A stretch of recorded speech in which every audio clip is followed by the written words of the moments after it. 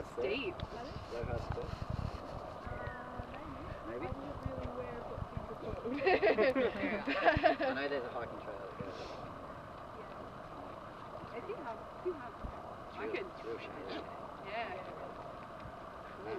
Yeah, so like the areas that we're going to be paddling in is, Tom said it's the highest recreational area in Victoria. Yep. So that struck me as weird. I would have thought maybe the Murray or somewhere else. Castle's great advertising, right? Totally, that's totally would help. Yeah, probably. What's the next boat? Does anyone know what rivers feed Eildon? Goblin. Hakwa. Feed or Lecture. There's 5 Yeah. major ones. Big River. Big, good one. Where you'll be doing whitewater next semester. Yeah. Once I get on. There's 2 more where we will be going. We And won't today, actually see Jameson? the- We'll see the river Jameson, anyway. yeah. We might just point them out.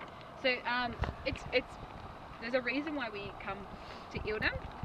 I think Pom explained this in the lecture, but he's trying to make everything like connected with all your trips.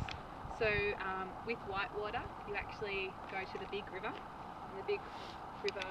Which one's that one? Yeah. So here's the big river, and so that feeds obviously into Lake Eildon, and then you've already been. Well, you didn't go down the Goulburn, you went along just the Murray, didn't you? Yeah, they did the same trip too. Yeah, and so then the Lake Eildon feeds into the Goulburn River, which also feeds into the Murray River.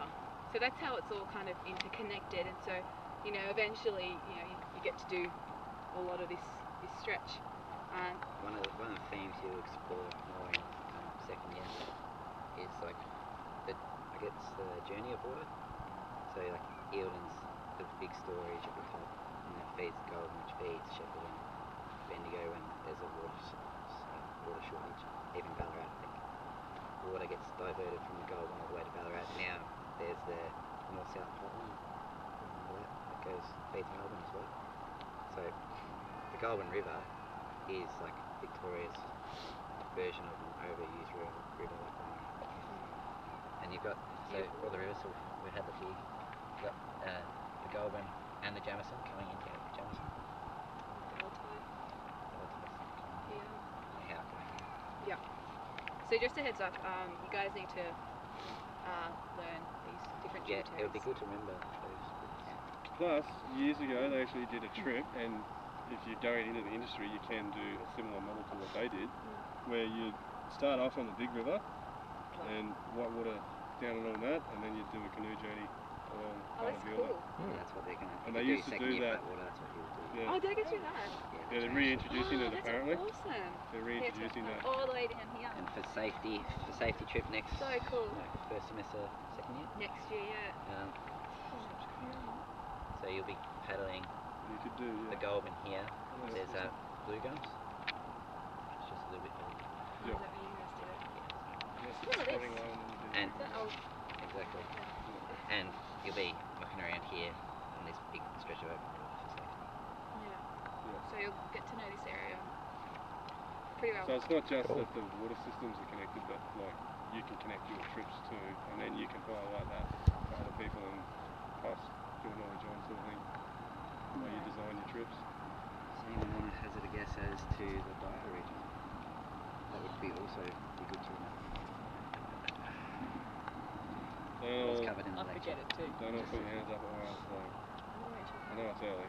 The So uplands. it So it's a region of the same like ecosystem, like similar It's trees, usually based on trees and stuff. flora, fauna. But if you take it back a step further, which you think you'll be doing in rail a little bit, so it's based trees are based on the soils there, which is based on the rocks there. So that's a bioregion. Bioregion here, central Victorian, central Victoria, uplands. That's a region. So the southern central Victorian uplands. Did you get it? I do remember that now. Yeah. I'm sorry. Is that all the river there? Other like the That's the whole lake. Yeah. This Yeah, you can see it just here. See this faint line, this dotted line here?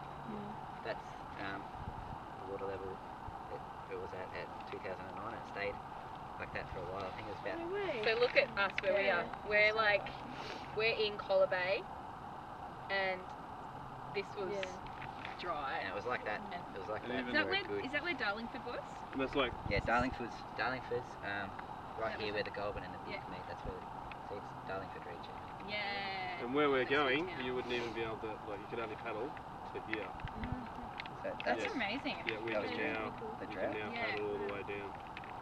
So that's a lot of water in all of the... Big area. Yeah, so like there's no water under the bridge in Bonnie Doon, just here Now look for at it. years.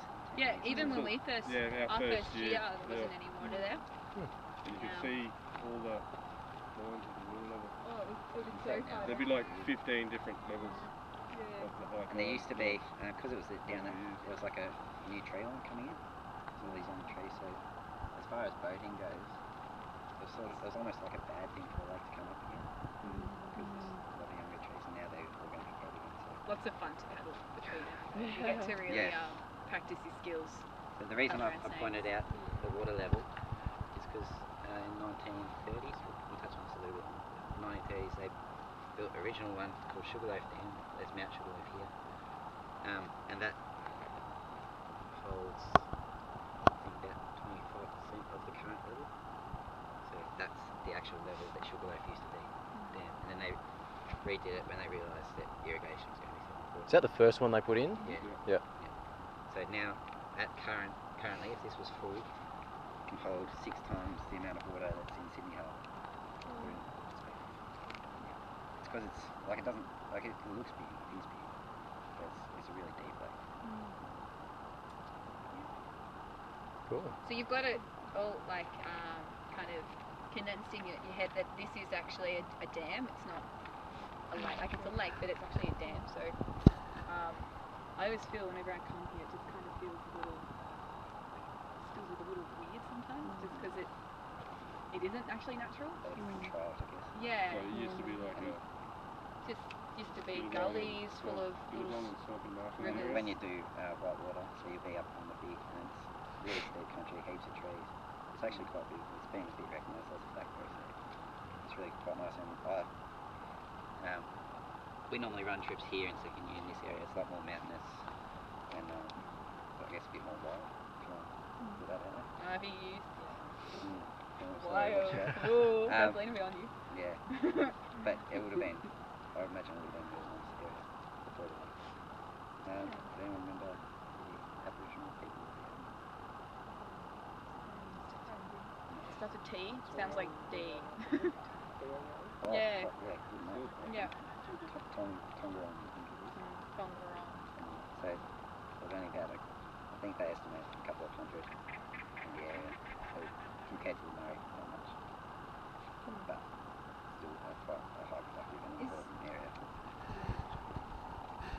Is that the tribe that also went up to like Bogan? That was the ones that actually showed that